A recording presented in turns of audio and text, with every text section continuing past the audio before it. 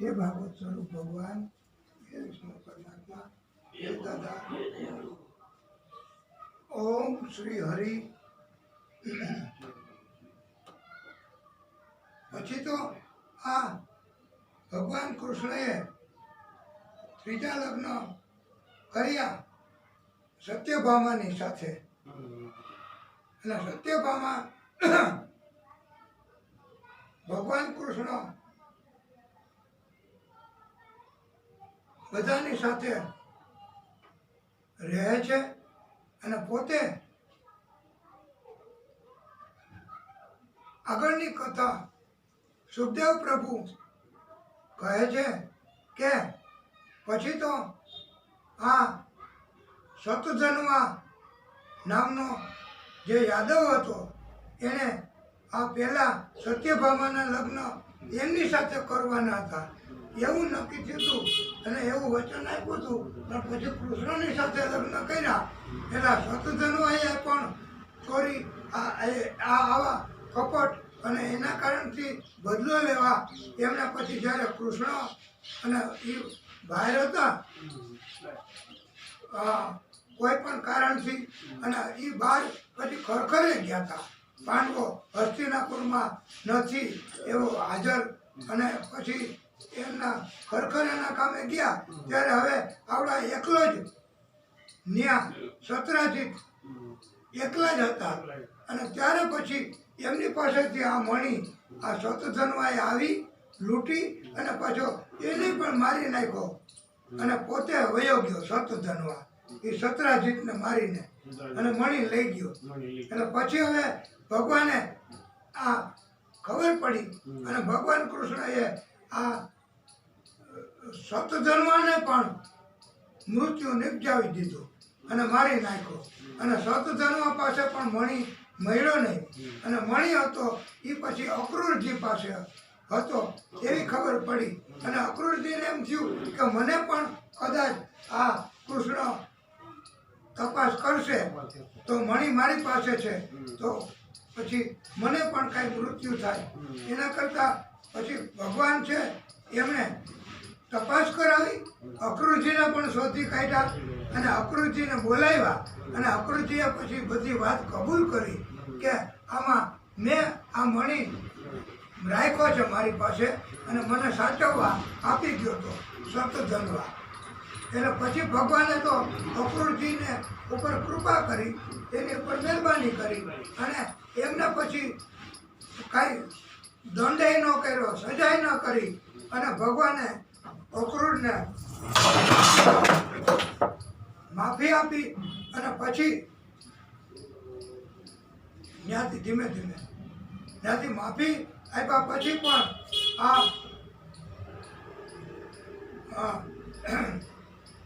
આ ભગવાને અક્રૂરજીને માફી આપી અને ઉપરાંત પાછો મણી હતો એ પાછો અક્રૂરજીને રાખવા દીધો.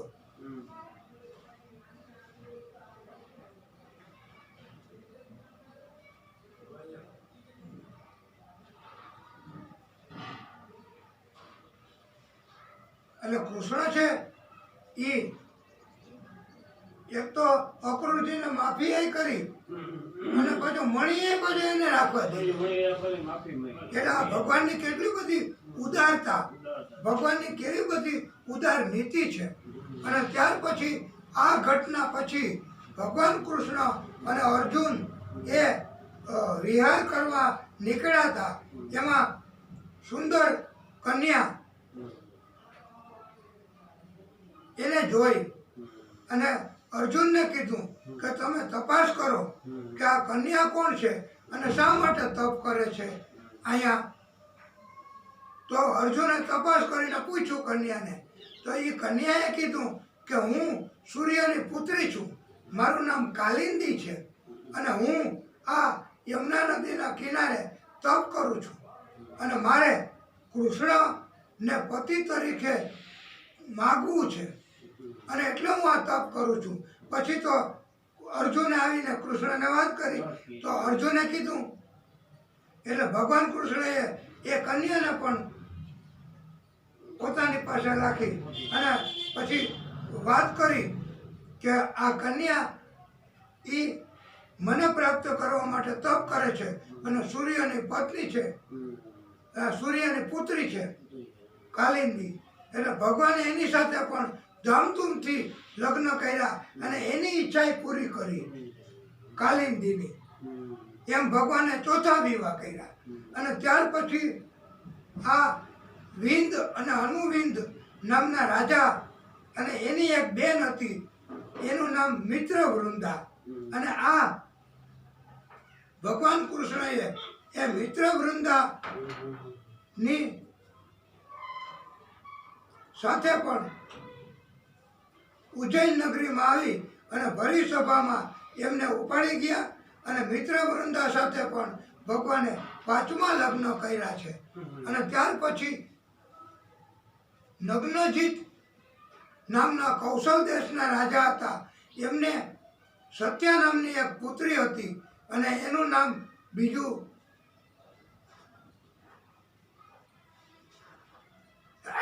શ્રી હરિ, એનું બીજું નામ નગ્નજીતી પણ હતું. એટલે સત્યાના માટે પણ સ્વયંવરની રચના કરી હતી. અને સ્વયંવરમાં એવી શરત રાખી હતી કે નગ્નજીત રાજા પાસે એવા 7 સાંઢ હતા, બહુ બળવાન, એનાથી વધારે કોઈનું બળ હોય જ નહીં, એવા 7 સાંઢ, એવા બળવાન. એટલે એ 7 સાંઢને કોઈ એક જ સમયે નાથે કંટ્રોલ કરે એની સાથે આ સત્યના લગ્ન કરાવવા, એવી શરત હતી. તો ભગવાન કૃષ્ણ અને બીજા બધા અહીંયા હાજર હતા, પણ કોઈ આ સાંઢને નાચતા નહીં કે કોઈનું કાંઈ બળ કામ કર્યું નહીં અને બધા ત્યાંથી નિષ્ફળ ગયા. પણ ભગવાન કૃષ્ણએ તો એકી સાથે 7 સ્વરૂપ ધારણ કર્યા. અને આ એવા બળવાન, એવા સાંઢ, એમને બધાને કંટ્રોલ કર્યા અને એને નાખ્યા. અને ત્યારે પછી નગ્નજીત રાજાએ એની આ પુત્રી સત્યા અને નગ્નજીતી એ ભગવાનને પરણાવી છે. અને આવી રીતે ભગવાન કૃષ્ણએ યોગના બળથી આવું પરાક્રમનું કામ કર્યું. અને પછી આ વિવાહ ભગવાન કૃષ્ણ સાથે કરાવ્યા. અને 10,000 ગાયો, 3,000 દાસીઓ, દરેક દાસીના ગળામાં સોનાના કિંમતી હાર, 9,000 હાથીઓ, 9 લાખ રથ, 9 કરોડ ઘોડા અને 9 અબજ સેવકો. આટલું બધું નગ્નજીત રાજાએ આપ્યું એની દીકરીને અને કૃષ્ણ સાથે પરણાવી. એટલે આવી રીતે ભગવાન કૃષ્ણ છે એના આ 6ઠા લગ્ન થયા. અને ત્યાર પછી ભગવાન કૃષ્ણના ફૈબા છે, એનું નામ શ્રુતકીર્તિ. આ શ્રુતકીર્તિ એ કઈ દેશના રાજા સાથે પરણાવ્યા છે. અને આ એની એક દીકરી, એનું નામ ભદ્રા છે. અને ભદ્રાને એક ભાઈ, એનું નામ સંતર્દન. અને આ સંતર્દન ભાઈ, એમાં આ ભદ્રા ખાટી ગઈ હતી. ભદ્રા એના ભાઈએ કઈ વિરોધ કર્યો નથી. અને ભદ્રાના કુટુંબના માણસો પણ એમ માનતા હતા કે ભદ્રા માટે યોગ્ય વર આ કૃષ્ણ જ છે. એટલે પછી ભગવાન કૃષ્ણ એમની પણ ઉપર કૃપા કરવા માટે અને આ ભદ્રાના લગ્ન તો આખા બધા રાજી જ હતા અને કૃષ્ણ સાથે કર્યા. એટલે એમાં ભગવાન કૃષ્ણના આ 7મા લગ્ન છે એ બરાબર કોઈના વિરોધ વગર થયા છે.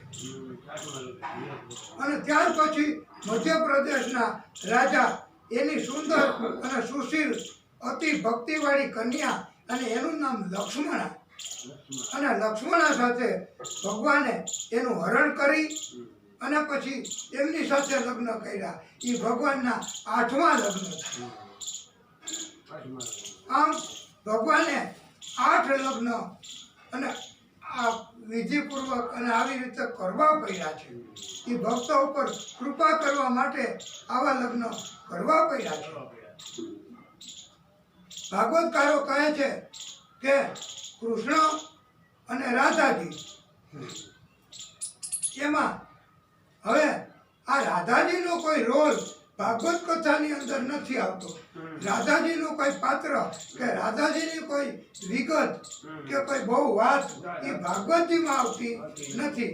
પણ સુખદેવ પ્રભુ કહે છે અને ભગવાન એવો બોધ આપે છે ને એમ કહે છે કથામાં કે રાધાજી છે ને એ જ આ ભાગવતજીના રચયિતા છે. સુખદેવ પ્રભુના ગુરુ એ રાધાજી છે અને રાધાજી જ આ બધું કરનાર અને આખું ભાગવતજીની જે પ્રેરણા એ બધું રાધાજીના કારણે જ થાય છે.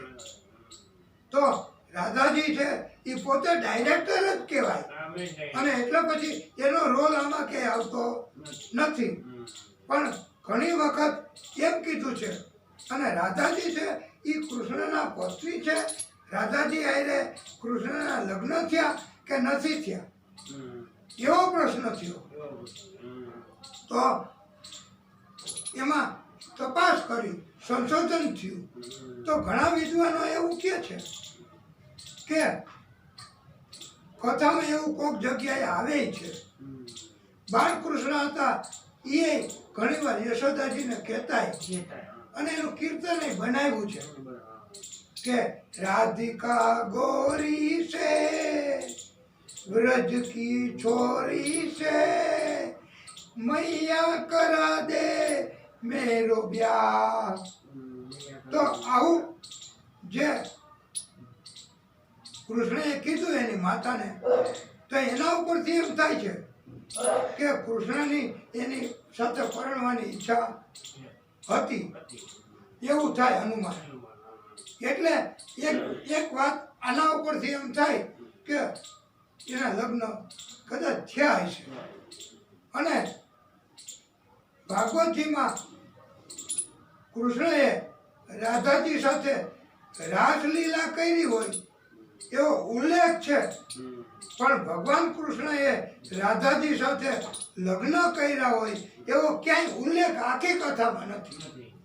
ભાગવતજીની આખી કથા આપણે જોઈ સાંભળીએ તો આખી કથામાં ક્યાંય ભગવાન કૃષ્ણએ રાધાજી સાથે લગ્ન કર્યા હોય એવો કોઈ જગ્યાએ ઉલ્લેખ કરવામાં આવ્યો નથી. અને એટલે પછી એમ થાય કે ભગવાન કૃષ્ણના રાધાજી સાથે લગ્ન થયા નથી.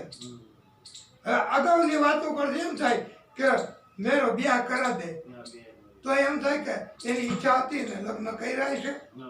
પણ આખી કથામાં ક્યાંય ઉલ્લેખ નથી. રાસ રહીમાં એવો ઉલ્લેખ છે. તો આના ઉપરથી એમ થાય કે લગ્ન નથી થયા રાધાજી આરે. અને રાધા અને કૃષ્ણ બે અલગ અલગ નથી. રાધા અલગ નથી, કૃષ્ણ અલગ નથી. એટલે અલગ અલગ હોય તો લગ્ન થાય ને એવી પણ પંડિતો કહે છે કે બે અલગ અલગ હોય તો લગ્ન થાય ને એ બે એક જ છે. અને શ્રીનાથજી બાવા સ્વરૂપે એ બે ભેગું સ્વરૂપ જ છે. એટલે શ્રીનાથજી બાવા તરીકે પ્રાગટ્ય કર્યું એવું કથામાં આવે છે. એટલે બેના લગ્ન થયા હોય એવું ન લાગે. આવું પણ પંડિતો કહે છે. અને પાછું ગર્ગ સંહિતા એમાં એ ગ્રંથમાં એમ બ્રહ્માજીએ કીધું છે, પરમપિતા બ્રહ્માજીએ. અને આ ગ્રંથમાં એવું આવે છે ગર્ગ સંહિતાના કે રાધા કૃષ્ણના લગ્ન થયા છે. ઈ ગ્રંથમાં આવે છે એવું પંડિતો કહે છે. એટલે અને ઈ ગ્રંથમાં એમ કીધું છે કે બ્રહ્માજીએ પોતે આ રાધા કૃષ્ણના લગ્ન કરાવ્યા છે અને બ્રહ્માજીએ પોતે કન્યાદાન આપ્યું છે એમ કે છે. એટલે હવે આ તો એના લગ્ન થયા એવી એ વાત આમાં આવે છે. એટલે હવે આપણે આમાં વળી પાછું એમ થાય કે આમાં હકીકતે સત્ય શું હશે. કે લગ્ન થયા હશે. અને અમુક કીર્તન છે એની અંદર પાછું બીજું કીર્તન કીધું ભક્તોએ કે એમાં એવું આવે છે કે ભગવાન કૃષ્ણ અને રાધાજીના લગ્ન થયા છે એવું એક બીજું કીર્તન પણ ભક્તોએ કીધું. અને એના ઉપરથી પણ એવું આવે છે કે એના લગ્ન થયા હશે. તો ઈ કીર્તન છે ઈ ભક્તોએ સંભળાયું કે રાધાજીના દાદાજીએ ઝાંઝરિયું ગળાવ્યું, દાદાજીએ ઝાંઝરિયું ગળાવ્યું, માતાજીએ હરખે પહેરાવ્યું રે રાધાજીનું ઝાંઝરિયું. અને એ કીર્તનમાં એવું આવે છે કે પછી ઢોકળો આપ્યો અને માખણ આપ્યું, ઢોકળો આપ્યો ને માખણ આપ્યું, ઉપરથી રાધાજીને પરણાવ્યા રે રાધાજીનું ઝાંઝરિયું. એમ આવા કીર્તનમાં આવે છે. જેમ ઓલા કીર્તનમાં આવ્યું હતું એમ આ કીર્તનમાં એવું આવે છે કે રાધાજીને પરણાવ્યા. તો આમાં હવે કથા એ પંડિતો અને એ પોતાની રીતે પોતાના મંતવ્ય રજૂ કરે.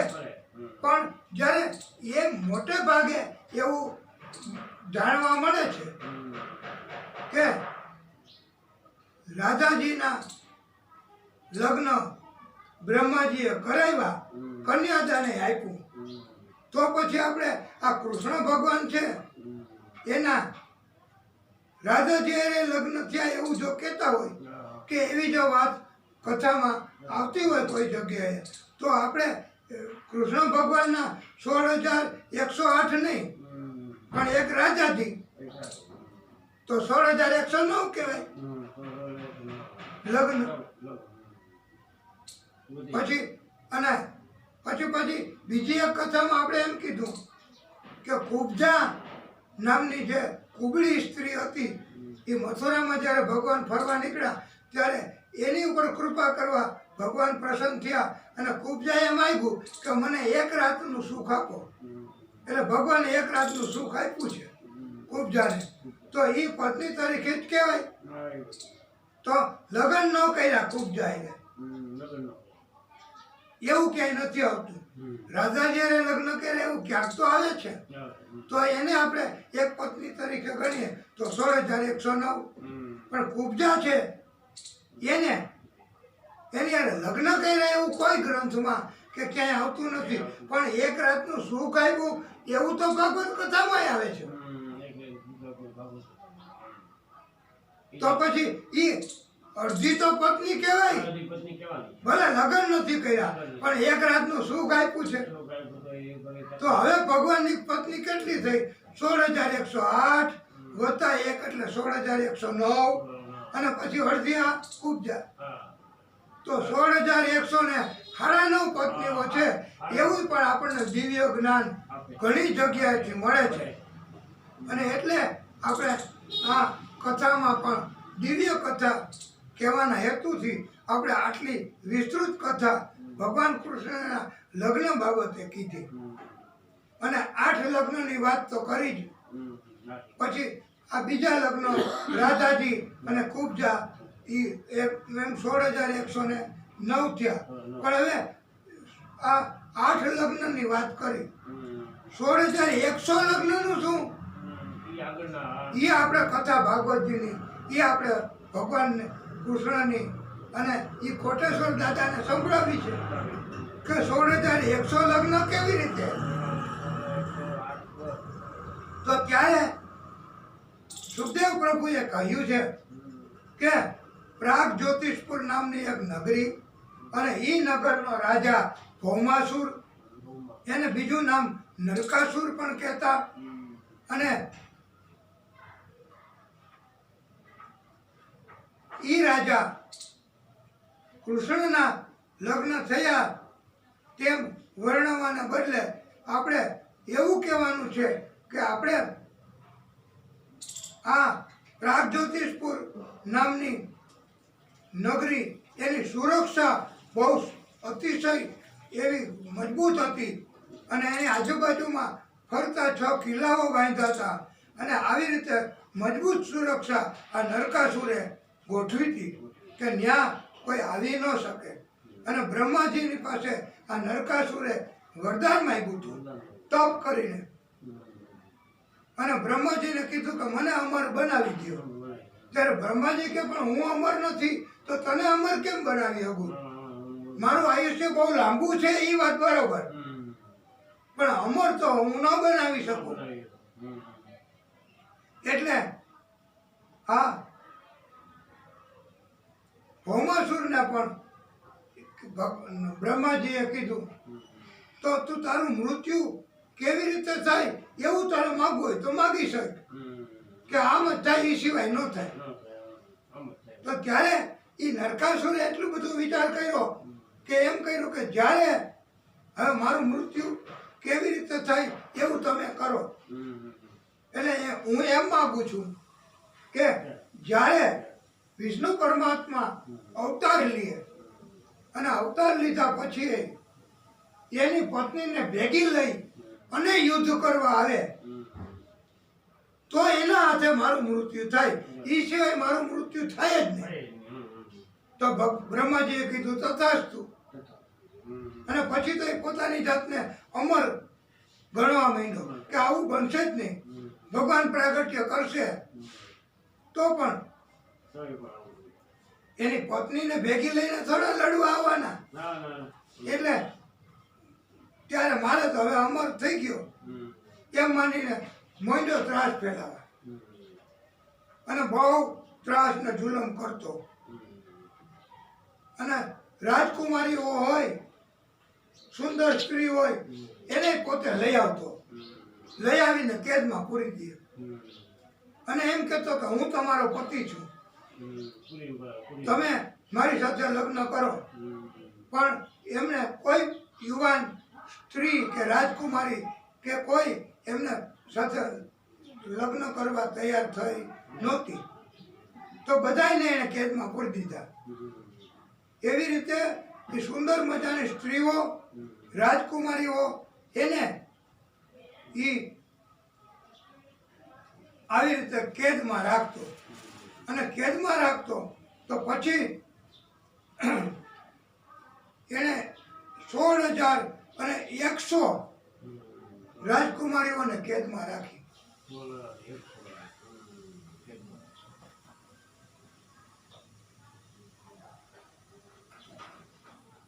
અને નરકાસુર છે એ બધાને ત્રાસ દેવા લાગ્યો ઋષિઓ દેવરાજ ઇન્દ્ર બ્રાહ્મણો અને બધાથી સહન ન થયું અને આ નરકાસુરે વરુણ દેવની પાસેથી પણ એનું છત્ર લઈ લીધું અદિતિ માતા હતા એની પાસેથી પણ કુંડળો હતા સુંદર મજાના એ લૂંટી લીધા મણિ પર્વત ઉપર દેવતાઓ હતા એને બધાને બંદી બનાવી દીધા કેદમાં પૂરી દીધા અને એની જે સ્થાનક અને જગ્યાઓ હતી એ આણે લૂંટી લીધી ભૌમાસુરે નરકાસુરે અને પછી આટલા મોટા જુલમ અને ત્રાસ અને પરાક્રમ એ કરવા માંડ્યો અને પછી ભૌમાસુરથી બચવા માટે બધા ઋષિઓ બ્રાહ્મણો દેવોના દેવ ઇન્દ્ર બધાય વિષ્ણુ પરમાત્મા પાસે અને કૃષ્ણ પાસે આવ્યા અને ભગવાન કૃષ્ણને કીધું કે તમે આનો કંઈક ઉપાય કરો ત્યારે ભગવાન કૃષ્ણ હતા એ એની પત્ની સત્યભામાને વિદ્યા શીખડાવતા હતા યુદ્ધની સત્યભામાને એ વિદ્યા શીખડાવતા હતા અને આ બધાએ આવું કીધું કે આનું કંઈક તમે ઉપાય કરો તો યુદ્ધની વિદ્યા શીખી ગયા સત્યભામા એને કીધું કે હાલો એને લડવા જઈએ પણ ભગવાન કૃષ્ણ કહે કે તમે પણ કે મને યુદ્ધની વિદ્યા આવડી ગઈ, હવે આપણે લડવા એમ નહીં, તમે હાલો. એટલે ભગવાને કીધું કે તો હાલો હું એટલે ગરુડ ઉપર બેસી અને સત્યભામાને લઈ લીધી ભેગી. અને ભગવાન કૃષ્ણ એ નરકાસુરની હારે યુદ્ધ કરવા ગયા. અને ન્યા ગયા પછી તો એમને આ કિલ્લાઓ હતા, મજબૂત વ્યવસ્થા હતી, ચારે તરફ અગ્નિ સળગતો હતો અને ડમરીઓ વાયુની ભયંકર એવી ફેલાતી હતી. અને હજારોની સંખ્યામાં મૂળ દાનવ દૈત્યોના 10,000 દ્રઢપાસની ઝાડ બિછાવેલી હતી. અને આવી મજબૂત સુરક્ષા કોઈ તોડી ન શકે એવી હતી આ નરકાસુરની નગરીની. ભગવાન કૃષ્ણના તો આ નિરીક્ષણ ઉપરથી જ ભાગવતકારો કહે છે કે સફળ યોદ્ધાનું એવું જ લક્ષણ કહેવાય કે અગાઉથી નિરીક્ષણ કરવું અને પછી યુદ્ધ કર્યું. ભગવાને પણ પછી યુદ્ધ કર્યું અને ભગવાને યુદ્ધની આ એક પ્રકારની ઉત્તમ એવી લીલા જ કરી. અને ભગવાનની ઉપર આ આટલી બધી મજબૂત વ્યવસ્થા તો એનાથી ભગવાનને કાંઈ ભય ઉત્પન્ન ન થયો કે કાંઈ ભગવાન એની ઉપર પ્રભાવિત ન થયા. અને ગોદયાની બિભેદ્રાદિરીન શસ્ત્ર દુર્ગાણી સાયકૈઃ ચક્રેણાગ્નિમ જલમ વાયુમ મૂરપાસમ સ્તયાસીનાન. ભગવાન કૃષ્ણએ પોતાની ગદાથી ગિરિ દુર્ગને ભેદી નાખ્યો તથા બાણોથી શસ્ત્રના મોરચાને છિન્ન ભિન્ન કરી નાખ્યો તથા સુદર્શન ચક્રથી અગ્નિ જળ વાયુના કિલ્લાઓનો નાશ કરી નાખ્યો તથા સુદર્શન ચક્રથી મૂળ દૈત્યના પાસ ફંદાને યંત્રોનો નાશ કરી બિનકાર્યરત કર્યા. અને પંચજન્ય શંખનો નાદ સાંભળી આ 5 મસ્તક વાળો મૂર નામનો દૈત્ય પ્રહાર કરવા આવ્યો. ત્યારે ભગવાન કૃષ્ણએ સુદર્શન ચક્રથી આ મૂર નામના દૈત્યના 5 મસ્તકો છેદી નાખ્યા અને મૂર નામના દૈત્યનો વધ કર્યો. અને આથી ભગવાન કૃષ્ણનું એક વધારાનું નામ એમના ભક્તોએ મુરારી પાડ્યું છે. બોલીએ મુરારી ભગવાન કી જય. એટલે ભગવાનનું નામ મુરારી પણ પડ્યું. અને ત્યાર પછી મૂળ દૈત્યનો વધ થયો તેથી એના 7 પુત્રો મોટી સેના લઈ યુદ્ધ કરવા દોડી આવ્યા. ભગવાન કૃષ્ણએ આ 7 પુત્રોને મારી નાખ્યા. અને નરકાસુર ઉર્ફે ભૌમાસુર એને સમાચાર મળ્યા એટલે પોતે કૃષ્ણ સાથે યુદ્ધ કરવા હાથીઓની મોટી સેના લઈ અને મેદાનમાં આવી ગયો. ગરુડજીએ કૃષ્ણ કૃપાથી બધા જ હાથીઓને મારી નાખ્યા. ભગવાન કૃષ્ણએ જરા પણ વિલંબ કર્યો નહીં અને કોઈ પણ પ્રકારની તક આપી નહીં. અને આ ભૌમાસુર ઉર્ફે નરકાસુરનું પછી તો સુદર્શન ચક્રથી મસ્તક છેદી નાખ્યું. આ નરકાસુરની નગરીમાંથી ભગવાન કૃષ્ણએ માતા અદિતિના કુંડળો, વરુણદેવનું છત્ર, વૈજયંતી માળા, દિવ્ય મણિ એ બધું ભૌમાસુરે લૂંટી લીધું હતું. તે જેના અધિકારનું હતું તેને ભગવાન કૃષ્ણ એ આપવા ગયા છે. અને પ્રાગજ્યોતિષપુર નગરીનો નરકાસુરનો પુત્ર હતો ભગદત્ત, એને રાજા બનાવ્યો છે અને ભગદત્તને આશીર્વાદ આપ્યા છે. ભગવાન કૃષ્ણએ જોયું તો બંદીગૃહમાં પછી તપાસ કરી અને ત્યાં 16,000 100 રાજકુમારીઓ કેદમાં હતી, ત્યારે બધીને કેદમાંથી મુક્ત કરી. અને જ્યારે કેદમાંથી મુક્ત કરે ત્યારે એવું જ કહેવામાં આવે છે કે તમારે હવે કેદમાંથી મુક્ત છો, જ્યાં તમારે જવું હોય ત્યાં તમે જઈ શકો છો, તમે આઝાદ છો. અત્યારે ઘણાને કેદની સજા પૂરી થાય તો ન્યાયાલયમાંથી સજા થઈ હોય અને કેદમાં ભોગવતા હોય તો કેદમાં સજા પૂરી થાય ત્યારે પછી એમને પણ કેદ છે કે હવે તમે મુક્ત છો, તમારી સજા પૂરી થઈ, તમારે જ્યાં જવું હોય ત્યાં તમે જઈ શકો છો, પછી જ્યાં જવું હોય ત્યાં જાય. એવી રીતે આ બધું નિયમ અને આ બધું આ ભાગવત કથા અને એ સમયથી જ ચાલ્યું આવતું હશે. એટલે અત્યારે પણ એમ કહેવાય છે. અને ભગવાન કૃષ્ણએ પણ એ વખતે આ 16,100 રાજકુમારીઓને કહ્યું હતું કે હવે તમે કેદમાંથી મુક્ત છો, તમારે જ્યાં જવું હોય ત્યાં તમે જાઓ અને જઈ શકો છો. ત્યારે આ 16,100 રાજકુમારીઓએ કહ્યું કે અમે હવે ક્યાં જઈએ, અમને અમારા માતા પિતા રાખે નહીં, ગામમાં કોઈ ટેકો ન આપે, સહારા ન આપે, અમને આ રાક્ષસ નરકાસુરે આટલો સમય પોતાની કેદમાં રાખી, એટલે અમારો તો બધાય હવે ગેરલાભ ઉઠાવશે,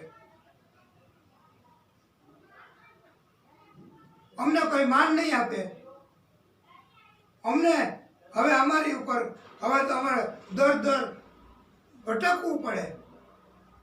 આથી તમે આના કરતાં તો અમે કેદમાં હતા તો સલામતી હતી, બહાર તો હવે જાશું તો બધા અમારી ઉપર શંકાઓ કરશે અને અમારો દુરુપયોગ કરશે.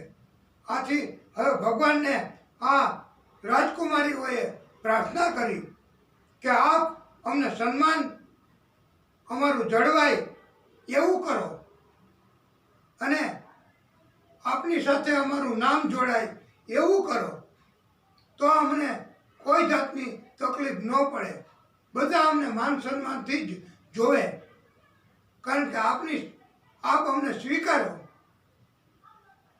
ત્યારે ભગવાન કૃષ્ણએ 16,100 રાજકુમારીઓને પણ કાયમી જીવન સુધી એમનું માન સન્માન જળવાય અને એમની ઉપર કૃપા થાય એટલા માટે આ 16,100 રાજકુમારીઓની સાથે ભગવાન કૃષ્ણએ લગ્ન કર્યા છે. અને એ વખતે 16,100 લગ્ન ભગવાન કૃષ્ણએ આ રાજકુમારીઓની સાથે એક જ જગ્યાએ જુદા જુદા મંડપની રચના કરાવી અને 16,100 સ્વરૂપ યોગ બળથી ભગવાને પ્રાપ્ત કર્યા. અને એક જ સમયે 16,100 રાજકુમારીઓ સાથે ભગવાને 16,100 લગ્ન કર્યા છે. અને યોગ બળની આવી અસર છે એવું ભાગવત કથામાં કહેવામાં આવ્યું છે. અને ત્યારથી જ પછી અત્યારે આપણે ઘણી વખત સમાજમાં એક સાથે સમૂહ લગ્નનું આયોજન કરીએ છીએ. અલબત્ત એમાં વર અને કન્યા દંપતી બે જુદા જુદા હોય છે, પણ બધાને ભેગા લગ્ન કરાવવા એવું અત્યારે ફાયદામાં છે, કલ્યાણમાં છે એવું ઘણા માને છે. એટલે ઘણા આ કન્યાઓ ઉપર કૃપા કરવા અને ભગવાનની કૃપા મળે એટલા માટે પણ ગરીબ માણસો કે જે પહોંચી ન શકતા હોય એવી કન્યાઓના લગ્ન પણ કરાવી આપે છે, કન્યાદાન પણ આપે છે અને પછી બધાને ભેટ સોગાદ પણ આપે છે. આમ બધા કળિયુગમાં પણ આવી રીતે કૃપા કરે છે. અને ભગવાન કૃષ્ણના સમયથી જ આવી રીતે ચાલ્યું આવે છે. અને બલરામજીની આ દિવ્ય કથા પણ ભાગવતજીમાં કહેવામાં આવી છે કે રૂક્ષ્મણીનો ભાઈ જેને ભગવાન કૃષ્ણએ માર્યો નથી એ રૂકમિયું, એમણે બલરામજીને ઝૂકટું રમવા પધારવાનું આમંત્રણ મોકલ્યું અને બલરામજી તો ઝૂકટું રમવા શરૂઆતમાં જ આ બલરામજી ત્યાં આવ્યા અને બંનેએ ઝૂકટું રમવાની શરૂઆત કરી. એમાં આ રૂકમિયું શરૂઆતમાં જીતતો હતો, પણ પછી એ હારવા માંડ્યો. પણ એમણે માયાથી એવું દેખાડતો હતો કે બલરામજી જીતતા નથી પણ પોતે જીતે છે રૂકમિયું, એવું માયાથી બતાવતો હતો. અને આના કારણથી આ તો ભાગવતની કથા, આ તો ભાગવતજી અને આ તો વિષ્ણુ પરમાત્મા અને આ સત્યની જ કથા. આ સત્યની કથામાં અસત્ય હાલે જ નહીં. અને સત્ય સ્વરૂપ જ વિષ્ણુ પરમાત્મા પોતે છે, સત્ય સ્વરૂપ જ ભાગવતજી છે. એટલે ત્યાં અસત્ય હાલે નહીં, ત્યાં માયા હાલે નહીં. અને એટલે આ માયા કરતો તો, અસત્ય કરતો તો જુગારમાં, અને બલરામજી બધું આપી દેતા હતા. તો એ અસત્યના કારણે એને જીતે એ પ્રભુ માન્ય રાખે નહીં. એ વખતેની આકાશવાણી થઈ અને એમ કીધું કે આ રૂકમયો એ કપટ કરે છે અને ખરેખર એ રૂકમયો જીતતો નથી, પણ માયાના પ્રભાવથી એવું બતાવે છે કે પોતે જીતે છે. એટલે એ જીતતો નથી અને એ કપટ કરે છે. ત્યારે બલરામજીનો ગુસ્સો થયો. બલરામજીએ મૃદગર ઉઠાવ્યો અને પ્રહાર કર્યો અને રૂકમિયુંનું મૃત્યુ કર્યું. અને પછી તો જીવ બચાવીને બીજા રાજાઓ હતા એ પણ ત્યાંથી જતા રહ્યા છે. અને ત્યાર પછી ભાગવત ભગવાન અને સુખદેવ પ્રભુ ઉત્તમ મજાની કથા આ જણાવે અને કહે છે કે હે પરીક્ષિત, તમે ધ્યાનથી સાંભળો. બાણ પુત્ર સતજ્યેષ્ઠ બલે રાશિન મહાત્મન એન વામન ઉપાય હરયે આદઈ મેદની. હે પરીક્ષિત, બલિ રાજા જેને પરમાત્મા શ્રી હરિએ વામન અવતાર ધરી અને પાતાળ લોકમાં મોકલી આપ્યા, તેને 100 પુત્ર અને એમાંથી એક મોટો બાણાસુર છે. આ બાણાસુરને આખી શોણિતપુર નામની નગરીનો રાજા બનાવ્યો છે. આ બાણાસુરને 1000 હાથ અને 1000 હાથથી નૃત્ય કરતો અને મહાદેવજીને પ્રસન્ન કરતો. મહાદેવજીએ વરદાન આપ્યું અને એવું વરદાન આ બાણાસુરે માગ્યું કે મારી શોણિતપુર નગરીની રક્ષા તમે કરો, મહાદેવજી પોતે. અને શોણિતપુરમાં જ તમારે રહેવાનું. સ એકદા અહગિરીશમ પારસ્વ સ્થમ વીર્ય દુર્મદ કિરીટે નાર્ક વર્ણેન સપૃષ્ઠમ સતત પદાંબુજમ. એક દિવસ બળ તથા પરાક્રમના અભિમાનના કારણથી બાણાસુરે શિવજીને કહ્યું, હે પ્રભુ, તમે મારી સાથે યુદ્ધ કરો. ત્યારે શિવજીએ કહ્યું કે તારી યુદ્ધ કરવાની ઈચ્છા એ હું પૂરી કરીશ, પણ એવો જન્મ પણ ધારણ થશે, માટે થોડી ધીરજ ધારણ કર.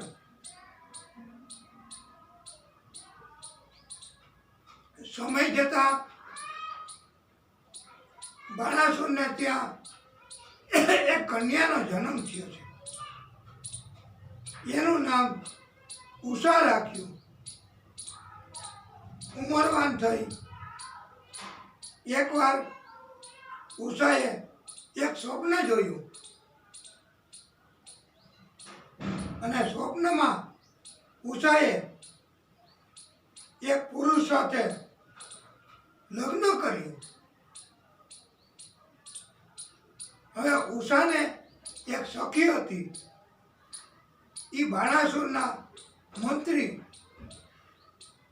કંભાંડની પુત્રી ચિત્રલેખા હતી. આ ચિત્રલેખાને કહ્યું ઉષાએ, હે સખી, મેં સ્વપ્નમાં જે પુરુષ સાથે લગ્ન કર્યા તેનું વર્ણન હું કરું છું અને તું એનું ચિત્ર બનાવ અને પછી એ પુરુષને અહીંયા લઈ આવ. મારે એમની સાથે લગ્ન કરવા છે. ત્યારે ચિત્રલેખા તો ચિત્ર બનાવતી હતી અને એ નથી, બીજો છે, એ નથી એમ આ ઉષા કહેવા માંડી.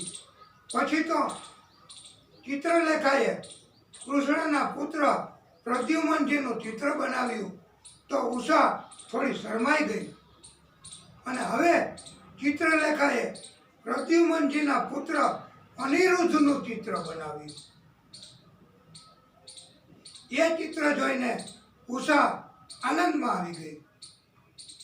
ચિત્રલેખાને કહ્યું, આ પુરુષ એમને લઈ આવો. પછી તો દ્વારકા નગરીમાં આ ચિત્રલેખા ગઈ, પણ ચિત્રલેખાને દ્વારકા નગરીમાં પ્રવેશ કરવામાં થોડી મુસીબત ઉત્પન્ન થઈ. દ્વારકા નગરીની સુરક્ષા સુદર્શન ચક્ર કરતું હતું અને સુદર્શન ચક્ર ચોકી કરે, હવે અંદર કેમ જાવ? ત્યારે નારદજી ત્યાં પ્રગટ થયા અને ચિત્રલેખાને કહ્યું કે હું રસ્તો કરું છું. અને નારદજીએ ચક્રને કહ્યું કે તમે સતત કામ કરો છો, ક્યારેક તો સત્સંગ કરો. ત્યારે ચક્રએ કીધું કે આપની જેવા કોઈ સત્સંગી મળે તો સત્સંગ કરું ને. પછી તો નારદજીએ થોડીક સમય સુધી સત્સંગ કરાવ્યો અને દરમિયાનમાં ચિત્રલેખા અંદર જઈ અને અનિરુદ્ધજીને ઉપાડી ગઈ પલંગ સાથે. પછી નારદજીએ જોઈ લીધું. નારદજીએ કહ્યું કે હે ચક્ર, તમે પછી હવે તમારી ફરજ બજાવો અને ચોકી પેરો કરજો, નહીતર પછી ક્યાંક મને બદનામી થશે કે મેં તમને રોકી રાખ્યા. તો ચક્ર પછી પોતાનું કાર્ય શરૂ કરી દીધું અને ચોકી ચાલુ કરી દીધી કરવાની, ચોકી પહેરો. અને પછી નારદજી અંતર્ધ્યાન થઈ ગયા. સવારે બાણાસુરને ખબર પડી ઉષાના મહેલમાં કોઈ પુરુષ છે. ત્યારે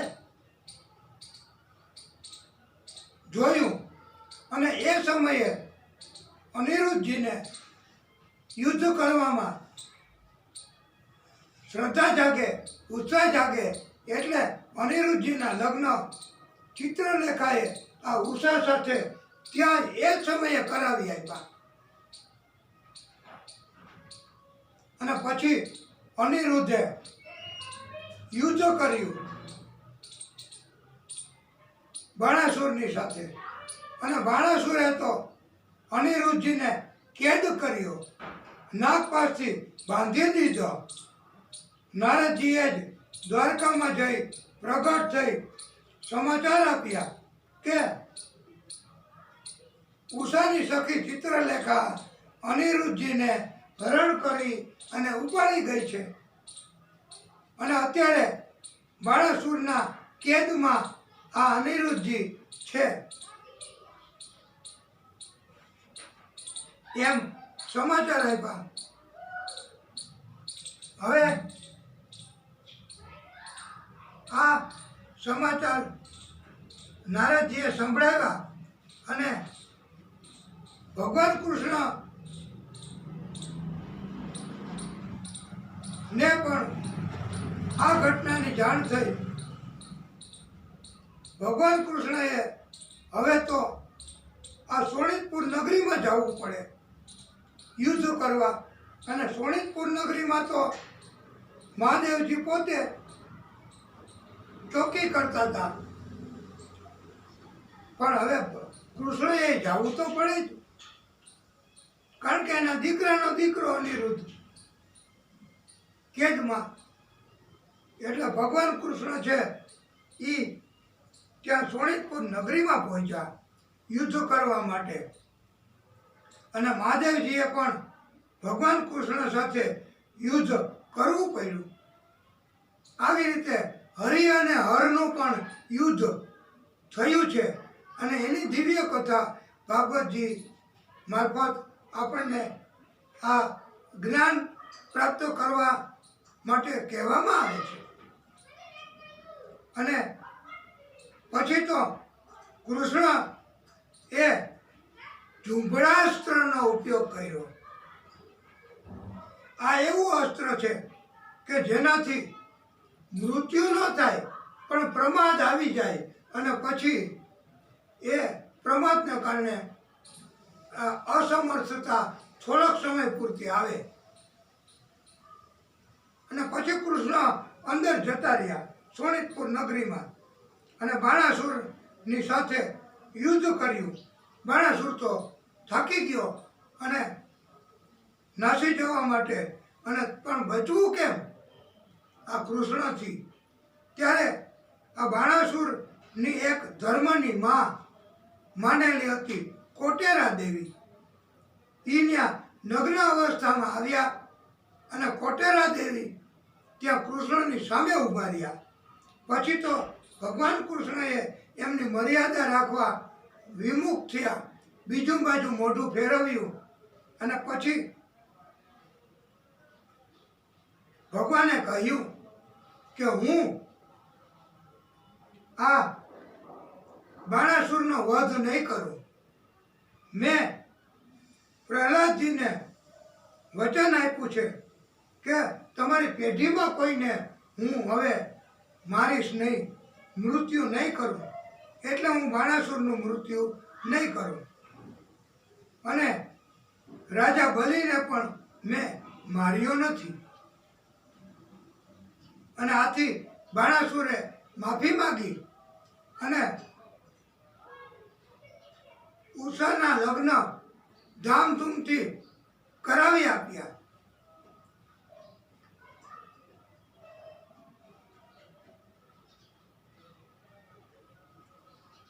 આમ ઉષાના લગ્ન 3 વખત થયા. એક તો સ્વપ્નમાં, બીજું ચિત્રલેખાએ કરાવ્યા, અને ત્રીજી વાર આ બાણાસુરે કરાવ્યા. અને પછી દ્વારકામાં ભગવાન કૃષ્ણ લઈ આવ્યા, અને અનિરુદ્ધના લગ્ન ધામધૂમથી થયા. બધા ઉત્સવો મનાવવા લાગ્યા. ભગવાન કૃષ્ણના વંશ એના દીકરા એ બધા સાંબ, પ્રદ્યુમન, ચારુ, ભાનુ, ગધ તથા તેમના સખાઓ એ એક વખત રમતા ગામની બહાર પહોંચી ગયા. ત્યાં એક કૂવો હતો, એ કૂવામાં જોયું, અને કૂવો જોઈએ એટલે આપણને અંદર જવાની ઈચ્છા થાય જ. ગમે ત્યારે આપણે જાતા હોય, રસ્તામાં કૂવો આવે તો નજર પડે કે આ તો કૂવો છે, તો એમ થાય હાલો હાલો જરાક જોઈએ. એટલે કૂવામાં તો બધાને જોવાની ઈચ્છા થાય જ.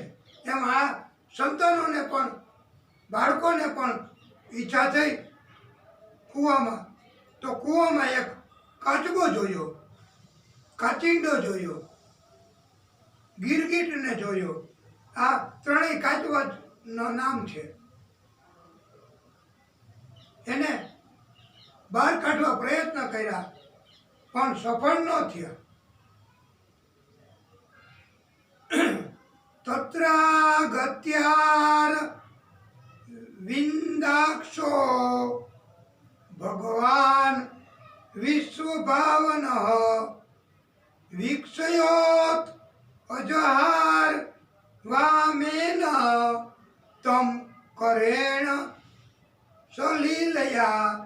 જગતના જીવનદાતા કમલનયન ભગવાન કૃષ્ણ બાળકોની સાથે પછી કૂવા પાસે ગયા અને કાચિંડાને કૂવામાંથી બહાર કાઢ્યો. ભગવાન કૃષ્ણના હાથનો સ્પર્શ થયો તો સ્વર્ગનો દેવ સ્વરૂપે આ પોતે સુંદર મજાનું શરીર પ્રાપ્ત કર્યું. તપાવેલ સુવર્ણ જેવો વર્ણ, શરીર ઉપર અદ્ભુત વસ્ત્રો, આભૂષણો, પુષ્પના હાર એ આના ઉપર શોભતા હતા. ભગવાન કૃષ્ણને એમને સ્તુતિ વંદના કરી અને પ્રાર્થના કરી અને કહ્યું કે હે પ્રભુ, હે કૃષ્ણ, હું ઇક્ષ્વાકુ કુળનો રાજા અગાઉના જન્મમાં તો મારું નામ નૃગ હતું અને મેં ગાયોના ઘણા દાન કર્યા છે. એક વખત મારી ગાયો વનમાં ચરવા મોકલી ત્યારે મારી ગાયોની સાથે સાથે એક વધારાની ગાય પણ આવી ગઈ. મારા ઘરે ગૌશાળામાં રહી બીજા દિવસે હું ગાયોનું દાન કરતો હતો. તે ક્રિયા મુજબ મેં એ ગાયનું પણ દાન કે જે વધારાની આવી હતી એ એક બ્રાહ્મણને કરી દીધું. અજાણતા પણ આવું થઈ ગયું. પછી તો એ ગાયનો સાચો માલિક એ તપાસ કરતા કરતા મારી પાસે આવ્યો અને મને કહે કે તમે જે ગાયનું દાન કર્યું છે એ મારી ગાય છે. ત્યારે મેં જેને દાન કર્યું હતું એમને પણ સમજાવ્યા કે તમે જેટલું જોઈ તેટલું સોનું, રત્નો, સંપદા લઈ લ્યો, પણ તમે મને દાનમાં આપેલી ગાય પાછી આપો. ત્યારે એ બ્રાહ્મણે કહ્યું કે મારાથી એ ગાય દાનમાં મળેલી છે એ પાછી ન અપાય. એના બદલામાં હું જો કાંઈ લઉં અને પાછી આપું તો એ ગાયનું મેં વેપાર કર્યો કહેવાય. એટલે મારે આ ગાય વેપાર કરવો નથી. પછી તો મેં જે ગાયના માલિક હતા એને સમજાવ્યું તો એણે પણ એમ કીધું કે એ ગાયના બદલામાં મને મારી ગાય જ આપો, નહીતર મારે કાંઈ જોઈ નહીં. અને છતાંય હું લઉં તો મેં ગાયનો વેપાર કર્યો કહેવાય. બંને બ્રાહ્મણોએ પોતાની જીદ કે પોતાનો ધર્મ છોડ્યો નહીં અને મારાથી આ અપરાધ અજાણતા થયો. પછી મારું છેવટની ઘડી આવી, મૃત્યુ થયું. મને પૂછ્યું કે તમે બહુ તપ કર્યા છે પણ એક જ અજાણતા એવું કાર્ય કર્યું છે, એનું તમારે ભોગવવાનું છે. તો તમારે પહેલાં તપનું ફળ ભોગવવું છે કે પહેલાં આ જે ભૂલ કરી એનું ફળ ભોગવવું છે? તો ભૂલ કરી એનું ફળ ઓછું છે તો એ ભોગવી લઉં અને પછી મારે તપનું જ ફળ ભોગવવું અને દિવ્ય ધામ મળે. એટલે મેં પછી એમ કીધું કે મને પહેલાં ભૂલ કરી છે એનું ફળ ભોગવવું છે. આથી મને કાચબા સ્વરૂપે બીજી વાર જન્મ થયો અને પછી મારી એ સજા પૂરી થઈ છે અને આપનો સ્પર્શ થયો અને હું હવે આપના સ્પર્શથી, આપની કૃપાથી, આપની કરુણાથી હવે હું દિવ્ય લોક અને દિવ્ય ધામ પ્રાપ્ત કરીશ. અને હવે મને મુક્તિ થઈ છે. આમ એ પોતાની હકીકત પોતે જ કીધી અને એવો બોધ આપવામાં આવ્યો છે. અને ભગવાન કૃષ્ણએ કહ્યું છે કે હે જીવાત્માઓ, હે ક્ષત્રિયો, હે રાજાઓ, આ ભગવાન કૃષ્ણ કહે છે, ન અહમ હલાહલમ મન્યે વિષમ યસ્ય પ્રતિક્રિયા બ્રહ્મ સ્વમહિ વિષમ પ્રોક્તમ ન યસ્ય પ્રતિવિધિ ભુવિ. હે જીવાત્માઓ, હલાલ ઝેરને હું ઝેર નથી માનતો, આમ કૃષ્ણ કહે છે. કારણ કે આ ઝેરનો ઉપાય થઈ શકે છે, પરંતુ બ્રાહ્મણનું અપમાન, બ્રાહ્મણનો અપરાધ એને હું આ ઝેર કરતાં પણ વધારે નુકસાનકારક માનું છું. એટલે બ્રાહ્મણનો અપરાધ, બ્રાહ્મણનું અપમાન થાય નહીં એવું હું ધ્યાન રાખું છું. અને એવો બોધ આપ્યો છે કે હે પૃથ્વી ઉપરના જીવો, તમે બધા પણ ધ્યાન રાખજો કે બ્રાહ્મણનો અપરાધ કરવો નહીં, નહીતર તમારા આ અપરાધથી આખા કુળનો નાશ થાય છે, એવું ભગવાને કહ્યું છે.